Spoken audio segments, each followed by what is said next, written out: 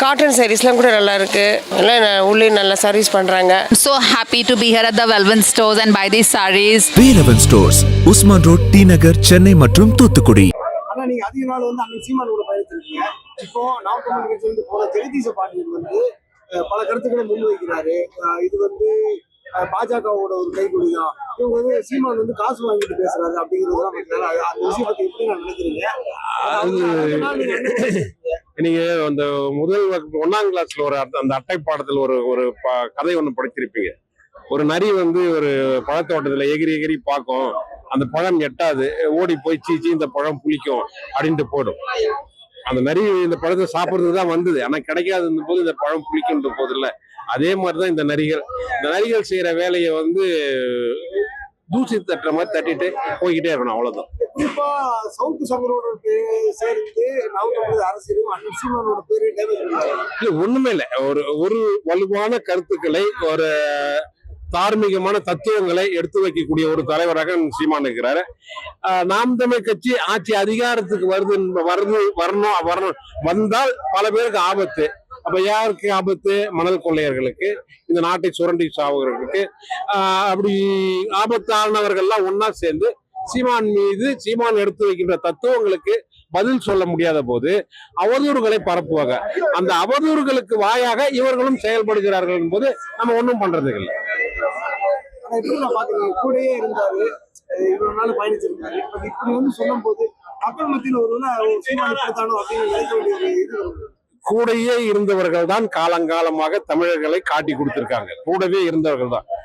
தீரன் சின்னமலைக்கு ஒரு நல்லான் தான், இவருக்கு கட்டைபொம்மனுக்கு ஒரு எட்டப்பன் இருந்தான், தலைவர் தேசிய தலைவர் பிரபாகரனுக்கு ஒரு பத்மநாபா இருந்தான், இந்த கேபி என்று சொல்லப்படுகின்ற பத்மநாபா இருந்தாரு. இப்படி பல பேர் கூட இருந்தவங்க தான் இன்றைய நண்பர்கள்.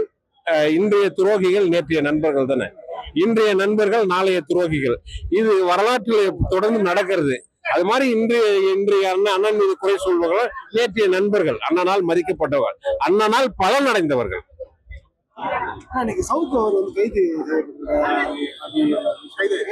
அதை எப்படி நான் பாக்குறேன்? குறிப்பா போன தடவை இதே மாதிரி தான் அண்ணனுக்கு எதிராக அண்ணன் சீமான் அண்ணன் போய் அவங்க கைது பண்ணதுக்கு அனுப்பி உதவி பண்ணியிருந்தாரு. இது எப்படி நான் பாக்குறேன்?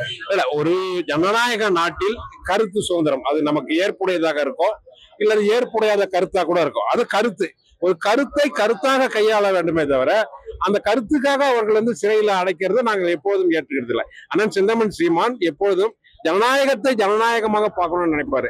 அந்த வகையில இந்த கருத்தை கருத்தாக கையாளணும்னு நினைப்பாரு. அந்த வகையில அவர் சிறைப்படுத்தப்பட்டிருந்தால், கருத்து அவர் சொன்ன கருத்துக்காக அவர் கைது செய்யப்பட்டிருந்தால் அதை நாம் தமிழர் கட்சி வன்மையாக கண்டிக்கிறது, இப்போதும் கண்டிக்கிறது. அவர் எங்களுக்கு துரோகம் செஞ்சு எங்களை விமர்சனம் பண்ணாரு என்பதற்காக எங்களுடைய நிலைப்பாடுகளை, எங்களுடைய கொள்கைகளை மாற்றிக்கொள்ள முடியாது. நாங்க எப்போதும் நேர்மையாக மிகச் சரியாக நடப்பவர்கள். அதனால கருத்து சொன்னதற்காக ஒருவர் கைது செய்யப்படுகிறார் என்பது நாங்கள் ஏற்றுக்கொள்ள முடியாது. இல்ல, நம்ம காலங்காலமாக தமிழருடைய நாடு நீங்க இந்த கூட்டத்துல நிறைய பேர் பேசுறதையே பார்த்திருப்பீங்க. ஒரு காலத்துல நம்ம இமயமலை கூடி வாழ்ந்தோம்.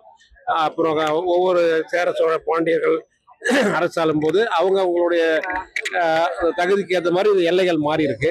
ஆனால் நாம வெள்ளைக்கார ஆட்சி காலத்துல சென்னை ராஜதானியா இருந்தது.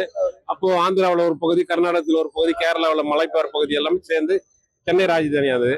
இருந்தாலும் நம் வாழற காலத்துல தமிழ்நாடு என்ற ஒரு மாநிலமாக பிரிஞ்சது நவம்பர் 1 1956 நவம்பர் 1. அப்போ நமக்கென்று ஒரு நாடு, ஒரு தமிழ் தேசிய அரசியல் செய்வதற்கான ஒரு நாடாக அமைந்த இந்த நாளை பிற மாநிலங்கள் எப்படி கொண்டாடுதோ அதே மாதிரி தமிழர்களும் கொண்டாட வேண்டிய கட்டாயம் இருக்கு. அது வருங்கால சந்ததிகளுக்கு இதை உணர்த்தணும். தமிழ்நாடு நாள்னா அவங்க எப்படி உணரணும்ல, அதுக்காக தான் இந்த நாளை கொண்டாடும்.